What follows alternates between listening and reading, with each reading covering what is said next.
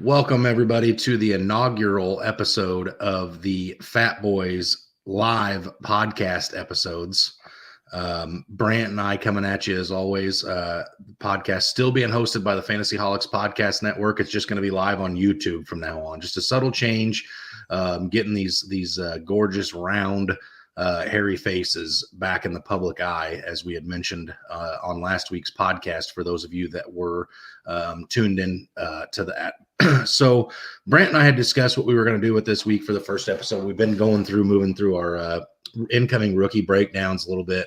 And we thought for the first live podcast episode that we would do something a little different, change it up a little bit, something a little more fun potentially. So we're going to go with some young players that we expect to break out, whether they're going into their second year, their third year, guys that are still young and still have a lot to prove. So Brand, I know you were excited about this segment. What do you have to say for the people? Well, I'm just with this live. I'm actually excited that I went and got the haircut and cleaned up the beard a little bit. Didn't look all homeless like getting on here for the first live. So I'm excited that we're giving it a shout out today and going to start doing these lives. I'm excited for some of these rookies next year. Or not rookies, some of these second-year players next year. As we always see, the second-year players normally make their biggest jump in their sophomore season. You know, Justin Jefferson made a huge jump. I know he was already great in his first rookie year, but he made a huge jump. Jamar Chase, all those guys always seem to break out in their second year. So these are some guys, second or third year. These are some guys that we both are really looking forward to. And I get to talk about one of my favorite players right now, too, in this segment here. So I'm definitely excited to get into it. If you have nothing to add, I'm going to jump straight into one of my favorite players right here. Let's get after it. So one of my favorite ones that's going to break out is Kenneth Walker. Kenneth Walker, he's running back for the Seattle Seahawks. He finished just inside the top 20 running backs on the year. He also missed 2 games and only played in over 80% of the snaps in all but 2 of those games that he did play in, or under 80% of the snaps in all but 2.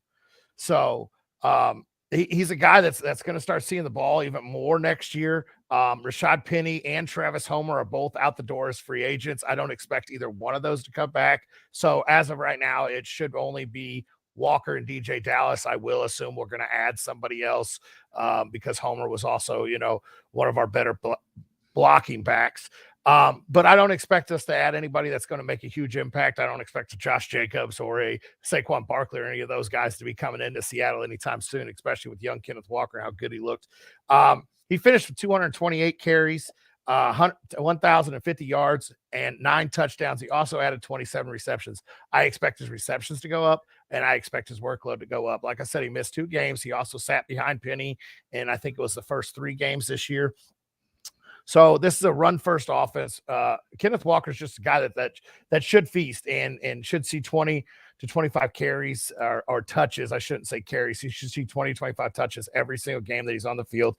None of his injuries were too bad that it should be, season ending injuries.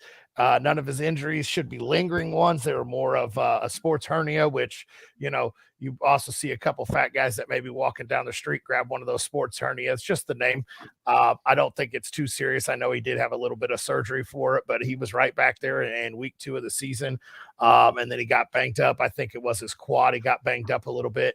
But I don't expect that to be lingering throughout the offseason. I expect him to have a full offseason this year because he did miss some time with that sports hernia. So I'm excited to see the jump. I think Kenneth Walker, like I said, he finished just inside the top 20. This guy's easily, in my mind, a top 12 back next year, as long as he can stay healthy. And like I said, I don't see anything that shows me that he can't stay healthy. Right. So, Brant, we are a dynasty podcast in our hearts of hearts. So where do you put him in your way too early rankings? Have you done that yet? Is he a top 5 dynasty back for you right now? Top 10? Where do you rank him? I got him at top. I'm going to put him at top 7. I still think, you have to put JT. I think you got to put Breece Hall, and I'm putting Bijan Robinson up there right now until I see that landing spot. I'm putting some of those other guys that Najee is still going to stay ahead of him because that's another offense that's going to go through Najee, and I think that line's going to get an upgrade. So there's still several names that I do still have in front of him. I got him top 6 or 7 though. He's right there because he's young. We've seen what he could do. A lot of people were questioning if he was going to be the bell cow in Seattle. but he definitely did pick it up when Penny went down. So, I mean, like I said, you still have to put Taylor, Hall, Najee. I think you still have to put CMC above him, especially with the workload he gets. And what Josh Jacobs showed pending his landing spot, Josh Jacobs may have to creep up in front of him too. So there's several names. I'm going to put him top 7 as of right now. Okay. I'm not necessarily as high as top 7, but I think he's still RB1. So I'd have him someplace in my top 12. I imagine that's where he'll land when I end up doing my rankings. I imagine we'll put our rankings out somewhere after free agency is concluded and probably the NFL draft, so we know where these guys' homes are. But I would imagine Kenneth Walker will be comfortably inside my top 12 RB1 contender someplace. The first guy I'm going to talk about here is actually a guy entering year 3. But I just absolutely love his offense. I love where this team's headed, and I love what his possibilities are for the future as well. I have KJ Osborne. He's going in his 2 seasons with the Minnesota Vikings. He's had 110 receptions on 172 targets for 1,305 yards and 12 total touchdowns. Now, the reason I'm so excited about him, Brant, isn't necessarily just because of how good he looked down the stretch and into the playoffs for the Minnesota Vikings, but it's more to do with, in my opinion, I think Adam Thielen starts to fall off a little bit. Adam Thielen and Justin Jefferson have been a pretty solid 1-2 punch in that offense for several years now, and I think what you end up seeing, even back to the Stephon Diggs days, the Stephon Diggs Adam Thielen 1-2 punch was great with Kirk Cousins, and I think, like I said, I think Adam Thielen is starting to fall out of that a little bit, and I think KJ Osborne, who's 25 years of age, going into his 3rd season, he's proved to be a reliable target for Kirk Cousins. I think eventually what you're going to start to see here is obviously Justin Jefferson is always going to be the alpha in that offense.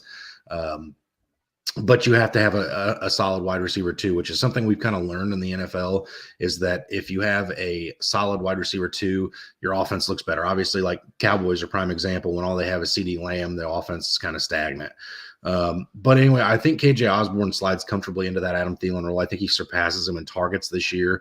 And I'm just really excited about anybody who's lining up in the number 2 opposite of Justin Jefferson, because of the amount of coverage those guys are going to take. You know, naturally you're going to start a game and they're going to play straight up. And then after like the second or third, 20-yard reception for Justin Jefferson, those safeties are going to start cheating to that side of the field. And it's going to leave your number 2 guy getting pretty decent one-on-one coverage. And I think KJ Osborne's a guy who can ultimately in the long run beat a lot of the number 2 corners in the NFL. So this is a guy that I'm really excited about. It's a guy that I think you can acquire later in whether it be in startup dynasty drafts or relatively cheap in a trade package. I would imagine something like a 3rd round rookie pick would get this done for KJ Osborne. And honestly, in this year's rookie class, I know you and I have only scratched the surface with this class, but I'm not that intrigued by it to say that I'd rather have somebody that's going to be there in the 3rd round of this class over a guy like KJ Osborne. So for me, if I have somebody in my league who's willing to give me KJ Osborne for a 3rd round draft pick, I'd probably do that all day and twice on Sunday. Yeah, absolutely. KJ Osborne was a guy that I was excited for this season. I thought the Adam Thielen fall off was going to happen this year. So I actually was really looking forward to watching KJ Osborne and see how it went. I didn't go after him. But yeah, definitely this offseason, I see him as sliding into that 2 role, into that slot role. You still got Kirk Cousins there. You still got them wanting to throw the ball a lot. Justin Jefferson's going to be seeing double coverage, triple coverage all the time. So yeah, KJ Osborne's a guy that can really, slide into your flex, slide into your wide receiver 2 spot, and probably put up good numbers all next year. Absolutely. So my next guy is also a wide receiver. He's for the New York Jets, and I don't know if anybody remembers who's been listening to us faithfully. But these Fatboyz here called the Jets offense to the moon this year, and well, they produced one heck of a running game, and they produced some good wide receivers this year, and darn near made the playoffs.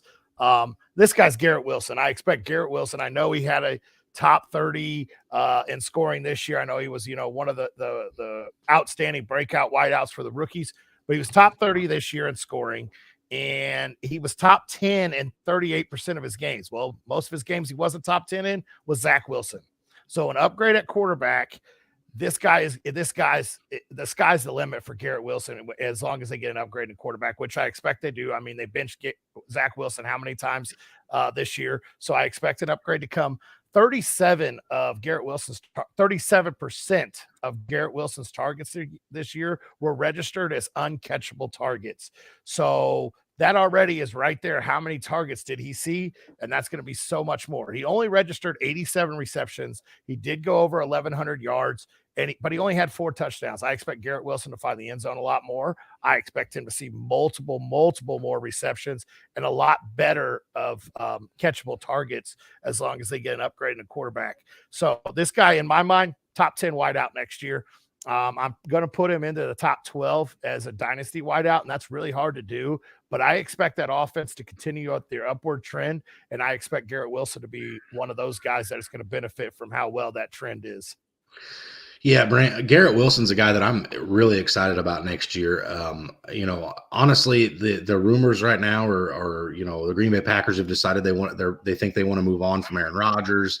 You've got the Jets ownership coming out saying they're willing to give up whatever it takes to get Aaron Rodgers. Joe Namath is coming out saying he'll gladly let the Jets unretire the number 12 so Aaron Rodgers can wear it. It definitely seems like the writing's on the wall for some kind of a big move there. And I do expect the Jets to view themselves as a quarterback away, and I think they go make some kind of a move, whether it be for, an Aaron Rodgers or maybe that doesn't pan out and they pivot to a Derek Carr or something. Somebody out there, whether any of these guys in this free agent group or that are available for trades, is going to be an upgrade over what they had for most of the season last year. Granted, we obviously did, like you mentioned, see some Mike White magic, but you put in any quarterback that's somewhat competent with Garrett Wilson and Elijah Moore and that running game behind Breece Hall and Michael Carter and now Bam Knight.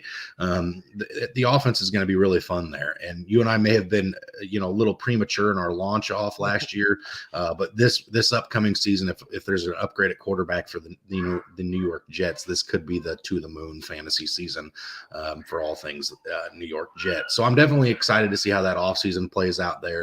And as a Garrett Wilson owner in multiple dynasty leagues, I'm definitely very excited to see what plays out with quarterbacks. So I'm in complete agreement with you. I definitely see him as a top 12 wide receiver next year in dynasty and redraft for that matter. Absolutely. You get a quarterback in there that has decent accuracy, and you see that 37 drop down to about 25%. You get a good one in there like Aaron Rodgers, you're probably talking 10% of his uncatchable passes being, still uncatchable. But that offense is going to be fun if they add a good accuracy quarterback there. And they're young still with Breece Hall, Garrett Wilson, Elijah Moore. All those guys are still there. Absolutely. So I'm going to move on to another guy who's going into his third year in the NFL, but only played in one so far. So I feel like he still fits the mold, and that's Travis Etienne, the running back of the Jacksonville Jaguars.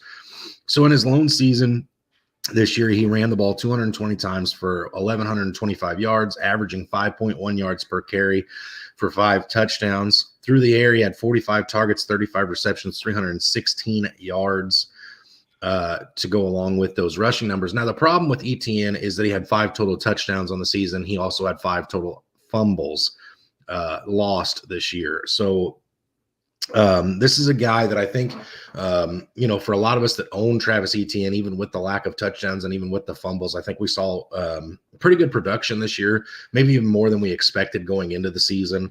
Brant, I know you and I both talked about it on live streams, but we both acquired him in dynasty leagues this year via trade. And I think, at least for myself, I was pleasantly surprised with what I got from him this year. That Jaguars offense seems to be on the uptick. So if you add a couple more touchdowns and take a couple of these fumbles, this guy's easily a top 15 running back. I do think next year you will see him more utilized as a pass catching back. He was known for that in his time at Clemson. He again had that rapport with Trevor Lawrence. And as Trevor Lawrence continues to develop, which, let's be honest, this was really Trevor Lawrence's rookie year in the NFL too. He was cheated out of that first year by he who must not be named. But this whole Jacksonville Jaguars team took a huge step forward under Doug Peterson, and I expect that to continue. And I think the offense is going to be, every year there's certain offenses you want to own a piece of. I could very well see Jacksonville being one of those offenses next year. And again, I think as Trevor continues to take strides forward, Travis will do it right along with him because there's going to be more red zone opportunities for both of these guys. So Travis Etienne is one that I think it would be pretty hard to acquire Travis Etienne at this point. But with that being said, this rookie class, I'm not as in love with it as a lot of other people are. And again, I've only surface dove into it at this point. There's still plenty of running backs I need to look at and wide receivers for that matter. But I would still think I would rather have Travis Etienne than most of the guys that you're going to get in this draft class after like the 104. So I'm probably, if I have the opportunity for Bijan, obviously I'm taking Bijan over Etienne, or even Jahmyr Gibbs at this point. I'm probably taking over Etienne. But after that, really, based on landing spot with these wide receivers, it's going to be hard for me to not want to consider seeing what I could get for 104. And if Etienne happens to be available for it, I could see myself flipping that. But again, I just really think this offense takes another step forward. I think you see Travis Etienne take a step forward. I think right now, Brant, I have him outside of my wide receiver one, but he's an early outside of my running back ones, but he's an early running back 2 for me. I'd have him someplace in the top 16, I think, at this point. Again, but for me, I'm also going to be moving some of the older guys down a little bit, like Aaron Jones. I think I'm going to move down a little bit. Mm-hmm. So we'll really see where these guys fall. But right now, off the top of my brain, I think this is Etienne's going to be somewhere comfortably as a running back too. Yeah, absolutely. I have him sitting there probably about top 15, top 16 also, just off the top of my head. And these 2 running backs right here, I have in our Logan League, our work league, Dynasty League, and I'm very comfortable with moving forward as Kenneth Walker and Travis Etienne as my running backs 1 and 2. I expect big breakout years for both of them next year. Like you said, I expect him to be utilized more in that passing game.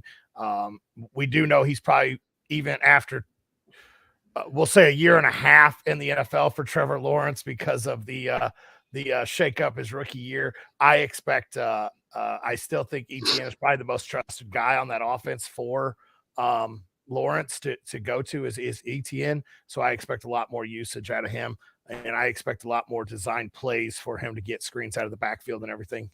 And like you said, the lack of touchdowns this year, that can only go up. So I love Travis Etienne moving forward. Okay. So my last guy I want to talk about today is a wide receiver that a lot of people had forgotten about, and that's Jahan Dotson. The wide receiver out of the Washington Commanders. He played in 12 games. He only saw 61 targets, 35 receptions, 523 yards, but 7 touchdowns. He was very, very trusted in the red zone. This is another guy. He's a quarterback away, or he's a quarterback away from being very, very relevant in the fantasy world. There was so much inconsistency in that quarterback with Carson Wentz and Tyler Heineke, and then Sam Howell started the last week, I think it was. So there was so much inconsistency in that quarterback. Yet in 4 of those 12 games, Dotson hung over 15 PPR points. He finished just outside of the top 50 in only 12 games this year with the inconsistency there in Washington. I expect it to be a very solid wide receiver 2. And the going forward of Dynasty. And I think he's going to be a guy that's forgot about in some startups and also in some redraft leagues, because everyone wants to focus on Scary Terry and everything. But an upgrade at quarterback and Jahan Dotson becomes very, very relevant. And he's a guy that I've had stashed all year in multiple leagues, and I expect a big jump for him. I could see him finishing inside. I'm going to play it safe on this one. I could see him finishing inside the top 30 next year of wide receivers with just a little bit of a quarterback upgrade. So I love Dotson coming into this class or into this year. Unfortunately, he did miss 6 games due to injury, but I expect a big boost for him next year. Yeah, I honestly am one of the people out there right now, Brant, that I'm under the assumption that I think we'll see Sam Howell under center to start the season next year. I'm not sure you're going to see Washington throw huge money out at a quarterback or really go aggressively to make a trade here. But Sam Howell, if you remember Week 18 against the Dallas Cowboys, who absolutely had something to play for in that game, Sam Howell looked really good, at least for bits and pieces. Maybe not every drive did he look like a competent NFL starter, but some of them he looked really impressive, especially that first drive of the game. And if you remember right, Sam Howell did lead those Washington Commanders to a win over the Dallas Cowboys. So I do think that this is very similar situation to what I'm getting ready to talk about with the guy that I'm going to bring up here next. Is that whether it be Sam Howell or they do bring in somebody else, more time in the offseason for that quarterback to get comfortable with his weapons, his play calling, his system, all the things, getting that little bit of confidence built up and established underneath of them, you could see that offense take off. And honestly, the amount of teams that we saw this year that had two wide receivers in the top 30 range, top 36 range, it would not shock me to see the Washington Commanders have that next year with Scary Terry and Jahan Dotson. And what we saw out of Jahan Dotson this year, I absolutely see a path for him to even get higher than just top 36. The touchdown equity is there. We just need to see the receptions go up, honestly, because in PPR formats, touchdowns are great, but I want to see a guy get, at least 75 plus receptions next year, because every point matters in these fantasy formats is what we're really realizing here too. And I know I'm kind of a little late to the revolution myself, because I've always been one of those guys that, whether it be in a startup draft or rookie drafts or whatever, I try to hoard as many running backs as I can, because elite running backs are so hard to come by. But it definitely almost feels like, you got to have top 30 wide receivers to contend, and not just one of them, multiple.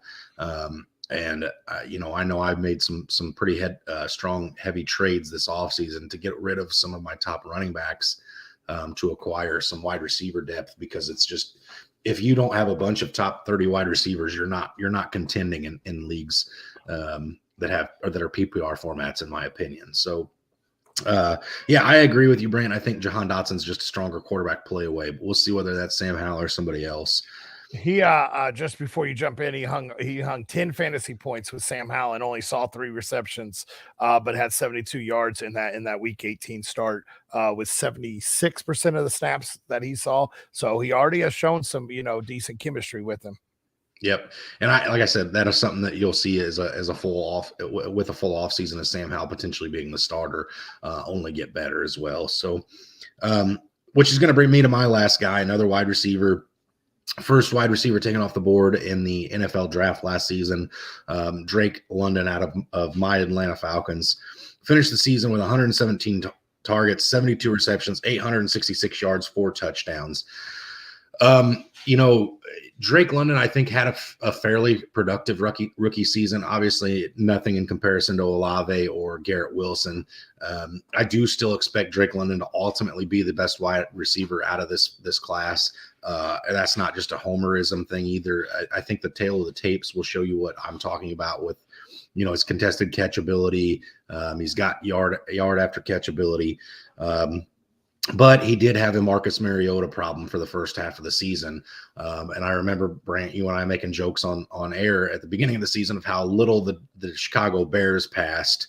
And that shortly faded to how little the Atlanta Falcons passed the ball. And it did make some sense with how successful the Atlanta Falcons were running the ball this year. Even when the team knew that they were going to run it, they were still able to get 5-6 yards of carry.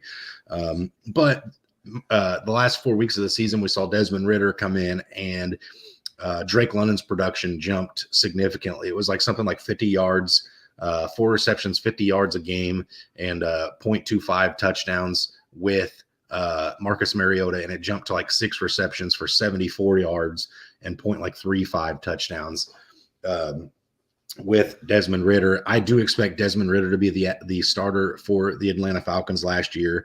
And, some things that I found that were very interesting about Drake London, Brant, that I'm sure this is going to shock you to no end. But Drake London had, to finish the season, he had 29% of target share in Atlanta.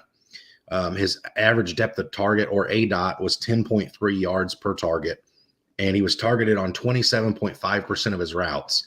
Now, those don't sound like, super jumping off the page numbers. Like Devontae Adams' numbers were significantly higher.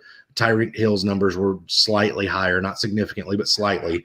But would you be shocked if I told you all 3 of those numbers, Drake London had a higher number than Justin Jefferson? No, I wouldn't be shocked at all there in Atlanta. So when you said you were going to do this guy, I did a little look in on him, and you guys averaged 24 passing attempts per game. So that's obviously going to have to go up. And then I believe, and I could be wrong, but I do believe that when I was looking at Garrett Wilson's uncatchable target rate, I believe the next one on that list, if not, it may have been one above or one under, was sitting there with Drake London. That's Absolutely. obviously going to go up with a little more accuracy and a little more work.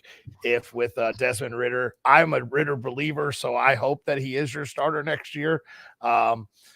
I believe in Ridder. I think he's a very good prospect to be in the NFL. I don't think he'll be a superstar, but I think he's definitely very capable of being a great system quarterback in the NFL. So I expect Drake London to be a top. I'm going to put him top 15 right now, but I expect that to easily change when we actually do our rankings and I look a little more into him. Yeah, so I know a lot of people will be scared of Drake London because of target share and everything else changing with a healthy Kyle Pitts, and that's fair. But I do expect this offense to pass closer to 35 times a game next year, if not maybe just a little bit lower at 30. Obviously when Mariota was under center, you were kind of limited with how many times you could pass the ball because he just wasn't very good at it. Which that's no shade thrown at Marcus Mariota. The Falcons had one of the least talented offenses. Or least talented teams in the NFL, and they were still able to win quite a few games that nobody thought they should have. So that's no disrespect to Marcus Mariota. Although I wasn't excited about him as the quarterback, I couldn't be mad at anything he did. But I do think with a full season of Desmond Ridder next year, Kyle Pitts will be back to being relevant in fantasy, and I think Drake London will just continue to go. Now I want to get back to those numbers really quick because I brought up that Drake London's numbers were all higher than that of Justin Jefferson, which really to me just means that there's potential. It doesn't mean that he's going to be the next Justin Jefferson or better than. I'm nowhere near saying anything like that. But he did also have a higher target share and a higher ADOT than Amon-Ra St. Brown, which is another guy that, really broke out late his rookie season and then, continued to flourish last year with Jared Goff and the Detroit Lions. So in no way, shape, or form am I saying Drake London is better than those guys or should he be drafted higher than those guys or, has more value than those guys at all. I'm just saying the pavement is laid. The foundation is there for Drake London to continue to go. And I do think at this point, with those target share numbers and everything else, I do think he's a top 20 wide receiver to draft at this point. There's too many guys in front of him that I can't move him above at this point. But we'll see crazy things that could happen.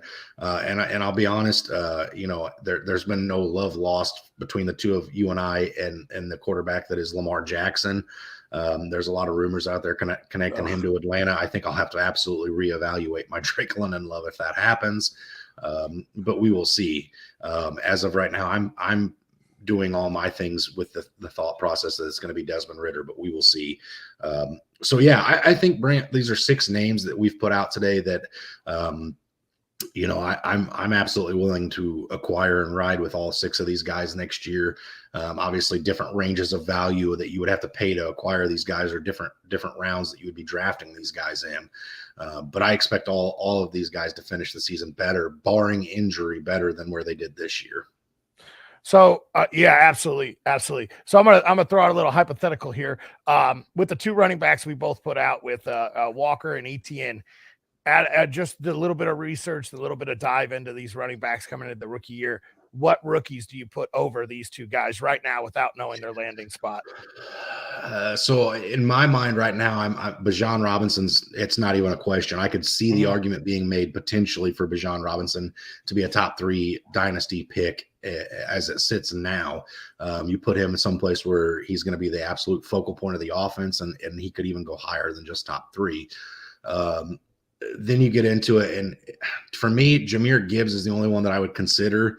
But again, if Jahmyr Gibbs goes someplace where he's not going to be the guy, then obviously that changes. But today, right now, without knowing his landing spot, just because of how much film I've watched on Jahmyr Gibbs, and knowing what I know about his pass catching ability, his pass blocking ability, things like that to keep him on the field. I do think that right now I would put him over Etienne and Walker. But again, let's say he goes someplace where he's got an older, maybe Tennessee, maybe Jahmyr Gibbs is the future of Tennessee, but he's going to be behind Derrick Henry this year. Obviously, for a dynasty startup draft, I'm not taking him over a guy that I can play right now with Kenneth Walker or Etienne. But I do think that's about it. I think Zach Charbonnet, there's a chance. He's bigger than Brian Robinson with better skills for everything a running back, better speed, better hands. I think Zach Charbonnet could absolutely be a wrecking ball of a running back in the NFL, especially if he falls to the right spot. But right now, for me, it's just Jahmyr Gibbs and Bijan Robinson that I'm willing to put over Etienne and Walker out of this class. Yeah, that's about where I'm at. I have been diving into Zach Charbonnet. You know me and my infatuation with UCLA running backs, and it hasn't panned out very well. I think maybe I might get my chance this year. I've been watching a lot of film on him lately, and I think he's going to be a force next year in the NFL as long as he lands in a spot, but I can't put him over those two. So yeah, I think those are the only two running backs that I would even consider. Bijan Robinson obviously is over both of them. Gibbs might be right there between the two of them in our rankings whenever we get down to doing that. So I'm in about the same boat there. So as far as let's play the same hypothetical with the wide receivers that we mentioned today, Drake London, Garrett Wilson, and Jahan Dotson. Is there any rookies in this class that without knowing landing spot that you're willing to put over the three of those guys right now? Drake London, Garrett Wilson, I think I put over all the wide receivers in this class. I just don't see one that has struck me that's going to be great. But then again, it took me a little bit to get on the Garrett Wilson train during the offseason. I had to watch a little bit more film, then watch him in training camp, and I really jumped out to really liking him. As for Jahan Dotson, I think you're going to see Quentin Johnson go ahead of him, barring landing spot. And Jordan Addison, I definitely see above him. And then Jackson Smith, the Jigba. I think all three of those guys are ahead of Dotson. And there may be a few more names that I'm missing, but those three are kind of, I think, right there ahead of him, or right there in that same tier with Jahan Dotson right now without knowing landing spot. Now, pending, like we've said, pending landing spot, those names could end up changing a little bit. Yeah, for me, I am fairly similar to you, except for I would put Jahan Dotson slightly over Quentin Johnson at this point, just simply due to the fact that Quentin Johnson at this point in his career does not use his size to his advantage. He is 6'4", he's a healthy size guy, and he's just he catches the ball as if he was 5'10", 180 pounds. Everything's hitting him in the stomach, the chest, and he's securing it that way. He's not going up making contested catches. So if that starts to happen, whether we see him go up and do that at combines or pro days or whatever, which obviously it's easy to look great there. But, maybe potentially he'd have to go to an amazing landing spot for me to put him above Jahan Dotson. But Jackson Smith and Jigba and Jordan Addison are both up there right now ahead of Jahan Dotson for me. But again, you see one of those guys go to the wrong spot and they're potentially out. Zay Flowers is the only other one that I would potentially bring up as a guy that I could see over Jahan Dotson. My Atlanta Falcons coaching staff is at the East-West Shrine Bowl, where Zay Flowers is probably the best prospect. And everything I'm reading on Twitter, coming out of the East-West practices and everything else, is that Zay Flowers is just a shining star, and a lot of people are starting to write him in as a first-round talent. So again, the right landing spot, and that guy moves up significantly. Very shifty, very good route tree. So we will definitely see. The NFL draft is going to be fun to watch, as it always is. I know you're talking about going in person this year, Brant. So it'll definitely be interesting to see how the NFL draft plays out, because a lot of these prospects for me really are landing spot dependent names at this point. I don't see anybody, with the exception of Bijan and potentially Jahmyr Gibbs, that I think are landing spot proof at this point. So we'll definitely see how that plays out. Yeah, absolutely. This draft's going to be great. Fun to watch with Seattle having a top 5 pick. It gets me even more excited. I know I shouldn't be, because I know our history with it. We're going to trade out of it like we always do. But I'm excited. Yes, I am going. We are planning our trip to Kansas City. Me and my father and a couple other people are going to head down to Kansas City and watch the draft live for the first time. So yeah, this year's going to be extremely fun, and it's even better getting to see, the fact that I actually get to look forward to going down there in person. Yeah, absolutely. NFL drafts are fun to watch on TV, let alone being amongst the crowd screaming and hooting and hollering when your team's up on the stage. So definitely going to be excited for you to go there. Maybe we'll get you in your Fatboyz Dynasty shirt, so you can get some love for that too while you're down there. So anyway, I want to say definitely excited to be doing these live on the Fantasy Holics podcast network YouTube channel. Don't be afraid to jump on there with us. We're going to try to do these every Monday is the game plan. Obviously, some weeks that may change for schedules. Sometimes we may be having to work or have things going on that we aren't able to get it out at the same time every Monday, but the plan is Mondays.